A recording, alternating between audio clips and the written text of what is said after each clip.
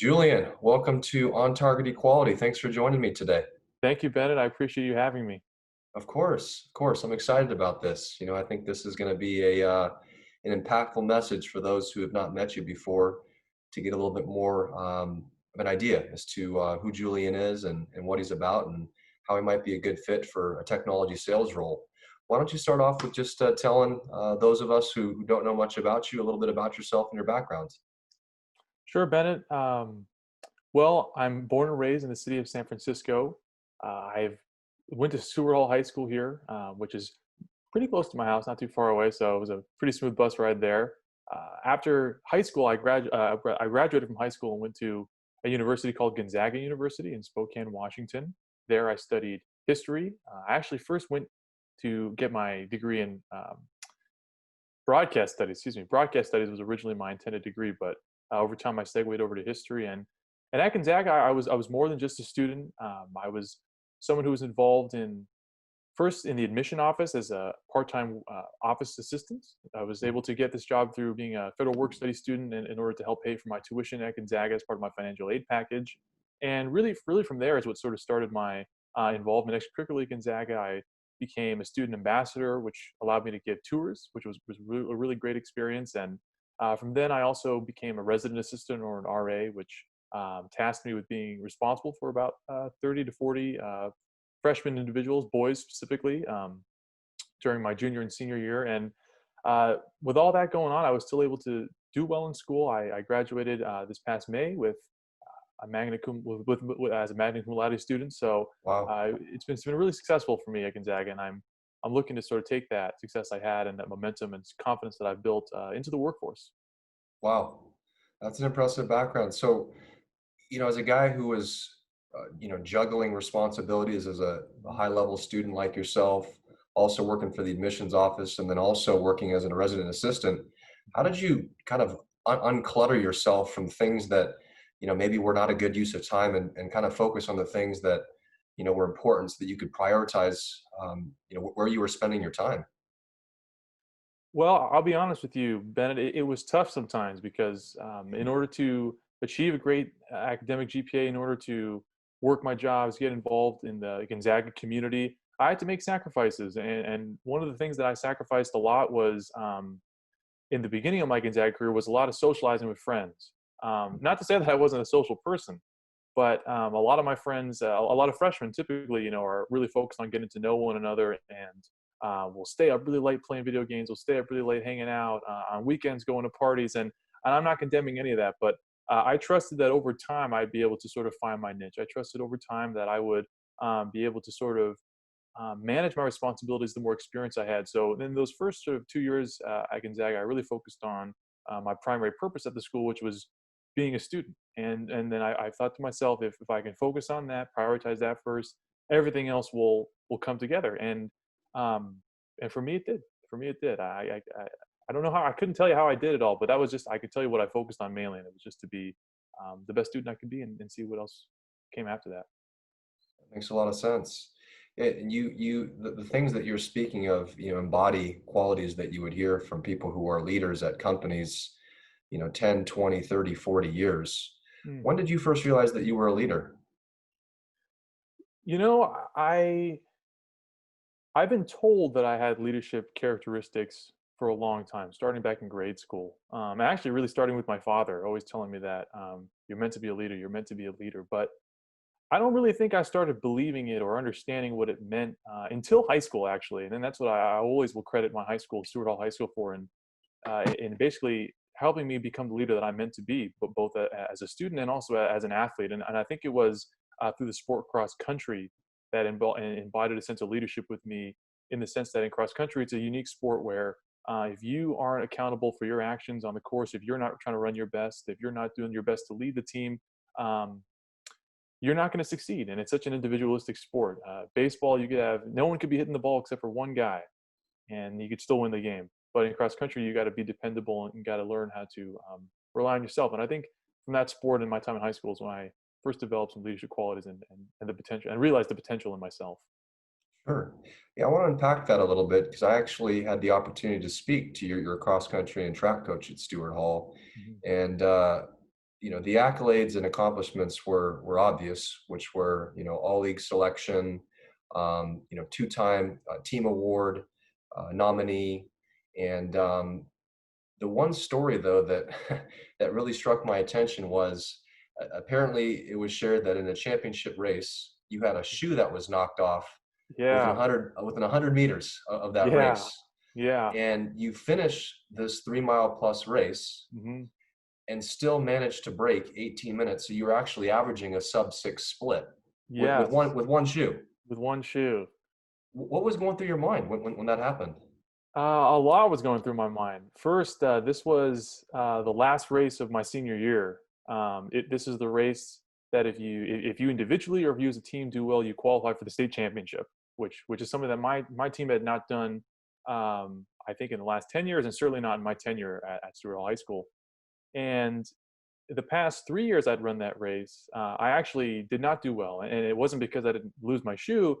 It was because I quit mentally. The first year Mhm. I was overwhelmed because it was new to me. Okay, so I didn't do well. The second year, I was afraid to push myself. I wasn't comfortable, so I didn't do well. The third year, I slipped in the mud, and I used that as an excuse. Instead of getting up, I was like, "Oh gosh, I'm defeated." So I was already determined before I lost my shoe to run the best race that ever could at this course. Um, and about yeah, like you said, about 100 meters into it, a teammate of mine stepped on my shoe, and my shoe fell off. And at the time, I thought to myself, I can stop, pick up the shoe, unlace everything, and relace it, and let all the runners go in front of me. But I said that's going to be too hard to put myself back up there at the top, and it's not going to help my team if I can't do that. So I decided to keep going. And what was great about the first like 500 meters or so, it's all on grass. However, the rest of the course is all loose gravel and rock. And yeah, it was terrible. It was terrible the whole time. And already sort of the self doubt was coming in my head the minute my exposed foot was just running on all this gravel. I was like, God, I'm not going to be able to do this. But the one thing that sort of reminded me of what I'm here for is a team, a fellow racer who wasn't on our team, but a team that we needed to beat to make the state championship. Um, he actually passed out in the beginning of the race for whatever reason, Wow. and I was just like, I'm not to say that I was happy he passed out, but I said, my God, this is the opportunity we need to seize. We need to take this opportunity because this is it here, and he's one of the best runners. And I don't know what happened to him, but I got to do my best now. I got to hold. As the captain of this team, I got to do my job, and I can't quit. And I recognized that opportunity, and I remembered my past failures, and I ran as hard as I could with one shoe. And we actually didn't achieve our goal, to be honest with you. We didn't qualify because I wasn't able to hold the ideal pace I wanted to. But mainly, what was going through my head is that I'm not going to have my last race be defined by me quitting. And that's not the kind of person I want to be. And every year in cross country, I told myself, I don't want to be someone that quits. And some days I was successful, some days I wasn't. But um, just a sheer will that I need to do this for my own self worth, that I'm not a quitter, and also that my team's depending on me. And that becomes more important.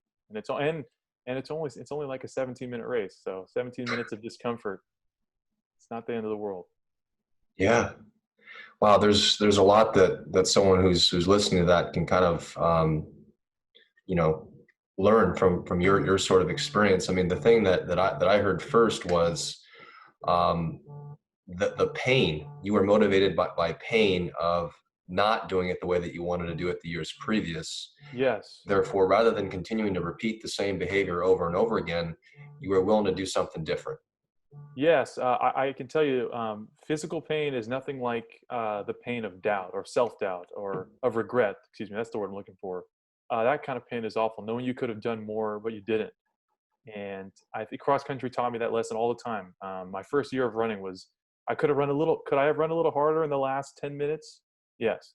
Could I have run a little bit harder? Yeah, every day was a yes. So at some point, said to myself, when am I ever going to say that I really ran to my potential? And I really truly think I did. I think it finally all clicked that last race. And I wish I had two shoes on, but Yeah, still, you you know, might have broke 5 minute, huh? oh, we Splits. would have made the state championship if I had that shoe on. I know it for sure. Yeah, But yeah, that, as a history major, those are what ifs. That's not history. sure. We can just Yeah, learn from what happened. Character defining moment, character defining moment. And, I really believe that you learn the most about yourself when things are not going well. I don't know Yeah, about you, but totally. for me, the most growth that I've experienced is not when things are, yippee skippy and all the stars are aligning. Um, Right. but when I actually grow the most is when I'm actually being tossed with a lot of things that are outside of my control, and it's Hmm. painful. There's something that I'm walking through that's really, really painful. And it's really up to the individual to look themselves in the mirror and just ask themselves, what am I willing to sacrifice for what it Sure. is that my mind is set to, and wherever it is that I'm trying to be in life. And Absolutely. I'm hearing that from you, is that you're an individual who gets dealt curveballs or potentially adversity, yet you're still able to take the next right step, to move forward, which is Yeah, I important mean, which is important in yeah, sales. Which is important in sales. I mean, uh, you're not going to win every deal in sales, right. but what you will always have is a mirror. The mirror is Hmm. always there. The mirror is the scoreboard, but the mirror is also the type of relationships that you're fostering with clients. I remember early on in my career, I always just thought that, hey, I need to impress this person so that they want to buy whatever it is that I have. So I'm going to give them the best presentation, and then I'm going to give them the best price, and then that's going to mean the result that I want. Hmm. And that couldn't be further from the truth. What I've learned about the sort of the human element of sales, it really starts with respect. You got to respect yourself. You got to be authentic about yourself first, because you're the actual brand. The company is just the logo, but you're the actual brand.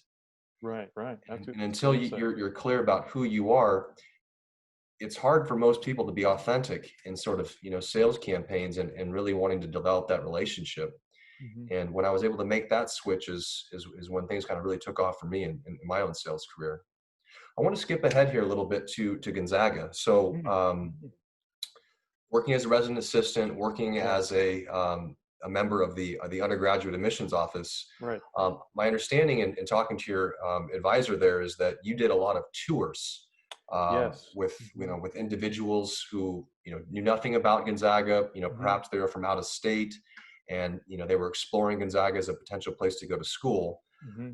You were the face of their first impression in a lot of instances. Is that accurate? Yeah, seriously. I mean, that's one thing Okay. that all of us ambassadors, tour guides really took home and really took it as a serious privilege to be able in that spot because what they take from Gonzaga, unless they spend the night, which sometimes happen, is what our tour is and who we are as people. And Hmm. if we're not having a good day, I always learned this for myself too. Some days I don't want to give the tour. Some days I wasn't in the mood, but it's not about me, and it's about those people. And one thing I learned from giving tours too is sometimes not everyone is interested in hearing what you're saying. Maybe some students were dragged there by their parents. Maybe whatever the circumstance, they're having bad days too. But I try to never let, however, they're reacting to what I'm saying be a deterrent for like, oh man, I'm not making them laugh or I'm not getting them engaged because I always try to give the best tour regardless of that because hopefully one person is taking something from what I'm saying. And then that's all that matters. That's all that matters.